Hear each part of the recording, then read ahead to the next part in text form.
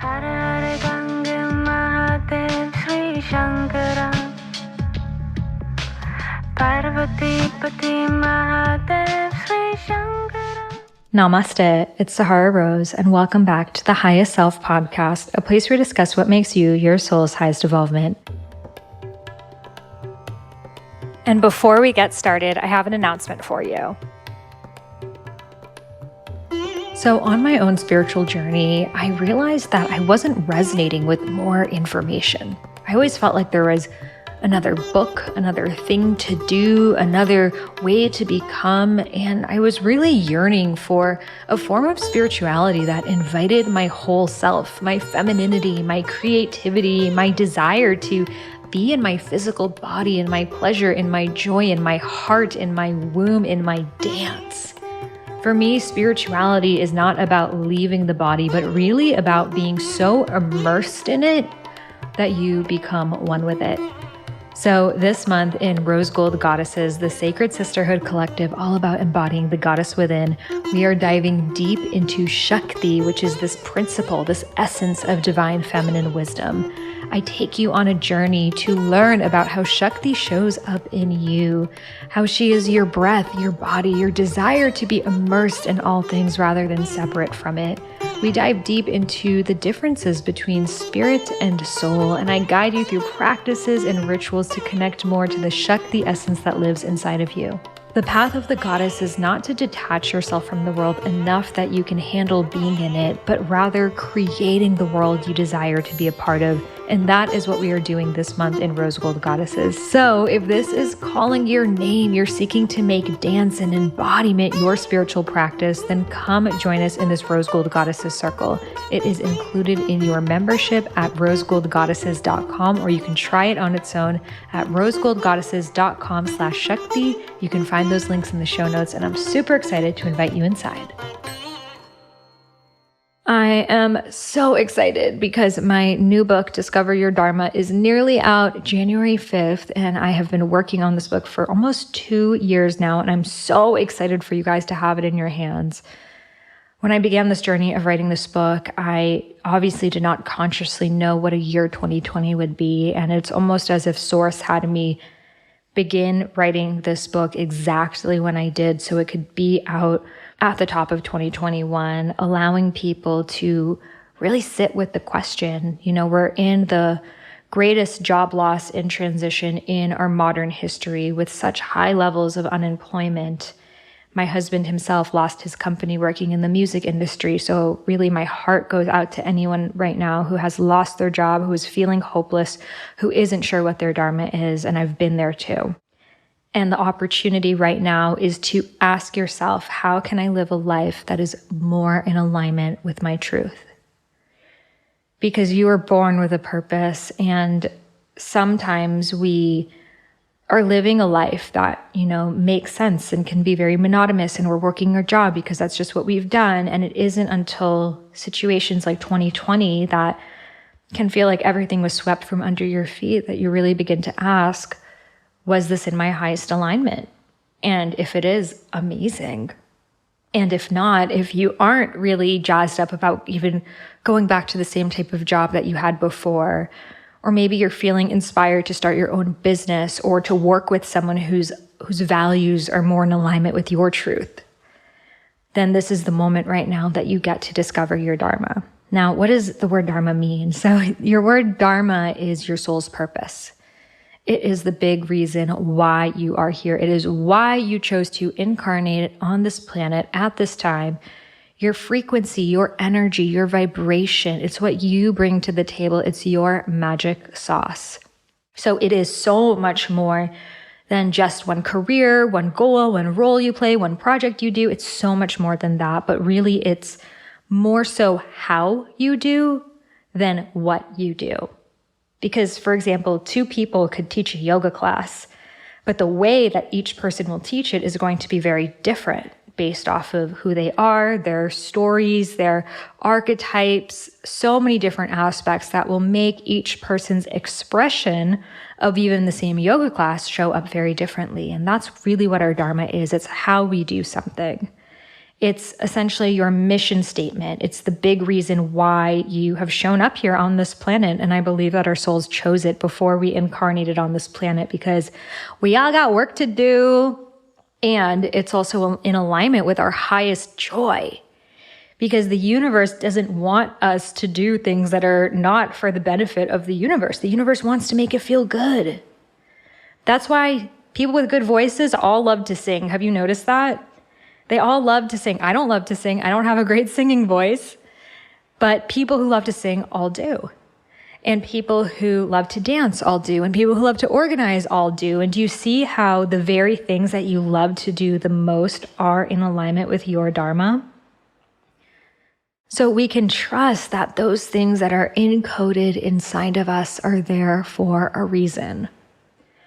And this lifetime is about figuring out what it is. So the book is coming out January 5th. If you have not pre-ordered yet, get your hands on a copy because I have some epic pre-order bonuses, including tickets to my virtual book launch, Discover Your Dharma meditation, material for you to host your own Discover Your Dharma book club, teach it to your community. And if you are listening to this after book launch, head over to the same website because I'll also have bonuses for you. So you can head over to iamsahararose.com/dharma. The link is in the show notes to learn more about it. Now, in this episode, I want to talk about something that has come up for me in conversations when I have been interviewed on different people's podcasts. And it's a really frequent question that people have when discovering what their purposes are and wondering how we can make it feel good and make it feel flow when sometimes it's the very biggest thing that we have resistance towards. So how do we live a life of flow when to us, going with the flow might feel like keeping up our same job, our same friends, our same habits, etc. So I'm going to share with you a reframe that I share in Discover Your Dharma and go much more in depth into in the book. Sometimes the path of least resistance requires you to take the path you are the most resistant to.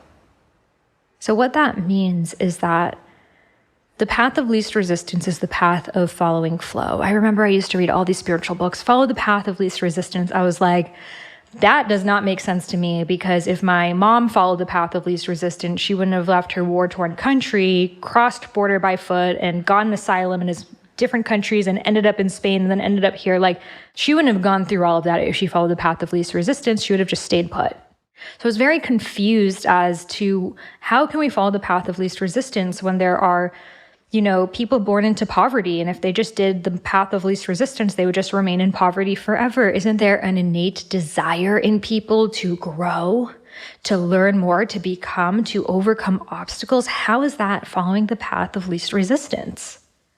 And I was really stuck on this question because I so deeply wanted to believe all of these things, but I would look around at the world around me and be like, this doesn't make sense.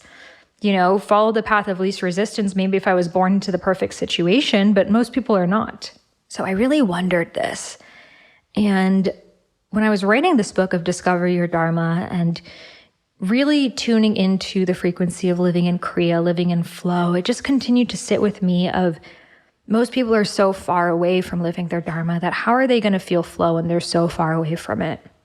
And that's when this analogy came into my mind. Imagine yourself to be on a beach, right? So you're on the beach, on the sand, and your Dharma is out in open waters. You've ever been out to those open waters? It's kind of like Moana who wants to go out to the open waters, but she's never been, and everyone around her is telling her, don't go, right? But something within her really wants to see what's out there. She can feel it to be true. You want to see this thing that you've never known about, but can feel and resonate in your bones to exist, but you have no proof for. So these open waters are your Dharma, your soul's purpose, you living a life in full expression with who you are. Now, to get to those open waters, you gotta swim through the waves. And those waves represent the obstacles, the roadblocks, the limiting beliefs, all of the things that have kept you from living your Dharma in your entire life. And the further away you are from your Dharma, the bigger those waves are going to be. So you may have gone into the water once and tried to swim through the waves, and the waves crashed you back to shore. And you're like, fuck, I can never get out to the open water. I can't even get past the first wave. And you try again, you're swept back to shore. And this could look like you fail and you give up, or you get really anxious and you stop what you're doing, or you're about to take a risk, but you're really scared.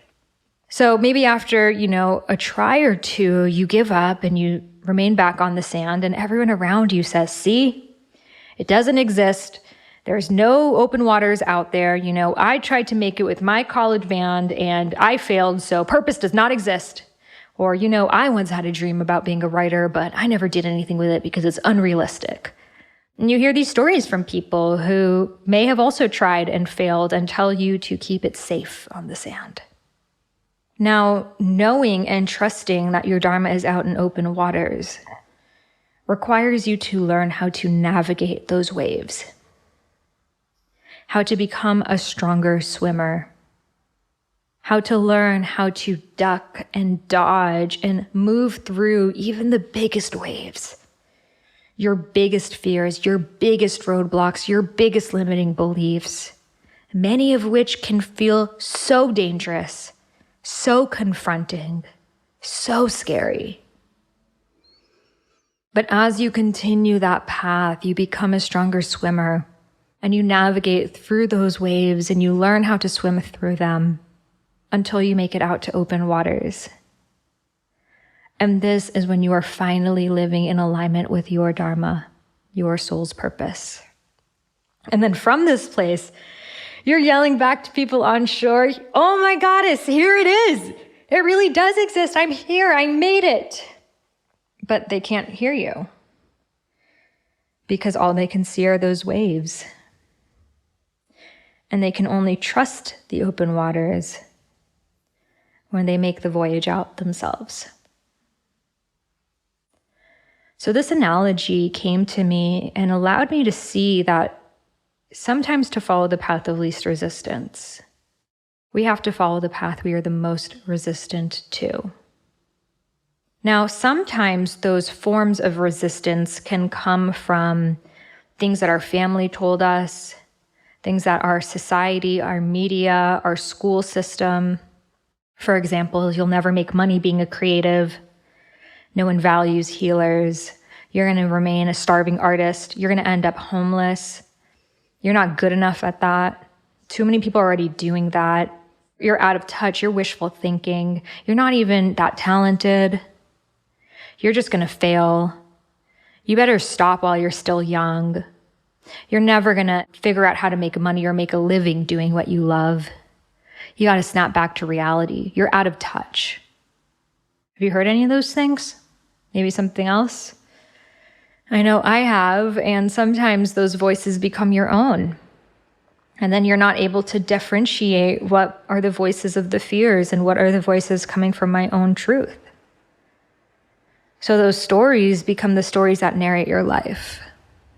And those waves become bigger and bigger and stronger and denser and denser until you bust through them. And sometimes it can crash you down to the bottom of the ocean. You could hit your head and it can fucking hurt. And other times you glide right through it and see it wasn't even that big of a deal after all. But you'll only overcome those waves if you choose to navigate it.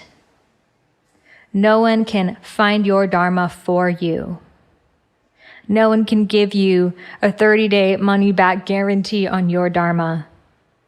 Only you can take that journey. And that journey begins by you trusting your journey, asking yourself the right questions, looking within instead of others, and remembering your truth. I hope this ignited something in your soul to remember who you are, why you're here, and how you are meant to express your Dharma with the world. If you want to dive further into these topics with me, and remember, I will always reflect you back to your own inner knowing, then check out my new book, Discover Your Dharma. It is available at bookstores nationwide, globally, and you can also submit your receipt on iamsahararose.com/dharma to receive my epic bonuses.